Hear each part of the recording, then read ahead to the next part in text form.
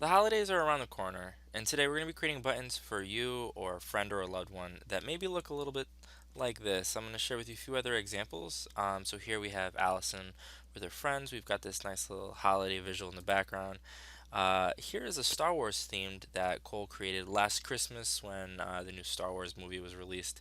I like the wreath along the perimeter. That's a nice effect. And then here we've got another one that Tiffany made for her girlfriend. Two peas in a pod, so it's a nice expression. It's got a great color scheme, and she photoshopped her face and her girlfriend's face on the pea itself.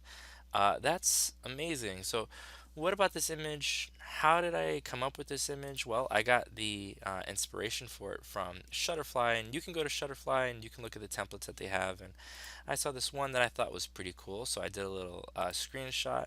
I threw it into Photoshop, and then what I did was, you'll see that I actually copied and pasted these little stupendous berries, I think that they're called. And what we need to do is we need to create a button that sort of adheres to this sort of circular layout. So everything we've been done has been rectangular, right? It's got these angles.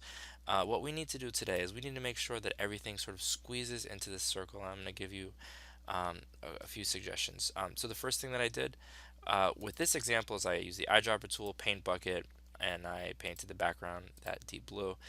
I used the I actually used the eyedropper tool to capture that yellow for the font, and I downloaded a new font. I would recommend that you guys use this font as well. Sweet Sensations. I think that's a pretty cool font, and we've got a little bit of Merry Christmas. Uh, Again, I copied and pasted these little berries um, from the template onto Photoshop, and I shifted my face onto the right hand side because we need to make sure that we have enough text on the left hand side, because when you open up this template and the template is going to look a little bit like this. You'll notice that in the upper right hand, also lower left hand corner, it says remember to hide the face line. So the last step, if we look in the layers palette, it says last step, hide this layer. And what this is, this is the edge of the front of the button. So right now I hid it. I click that I to make sure it's hidden.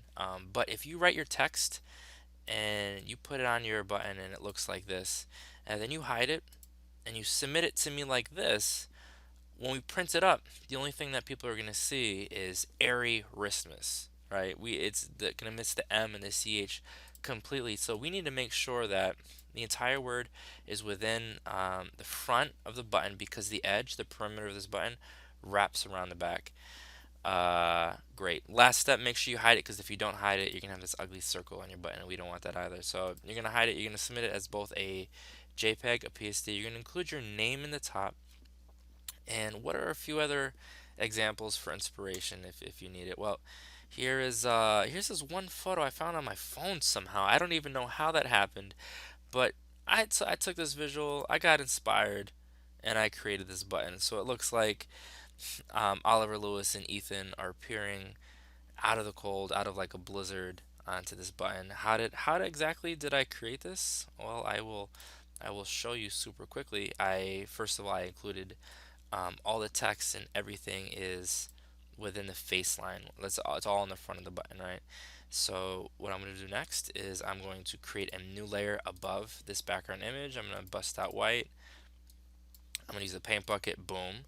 I'm going to press E for eraser, and then I just sort of started erasing. Now I'm going to right click because we want to really make sure that we select the best brush, and we'll try that one. So you're going to go through until you come up with something that looks maybe a little bit like that. That looks great. All right. So what am I looking for today? I'm looking for crazy creativity. I'm looking for something, maybe inspiration from Shutterfly.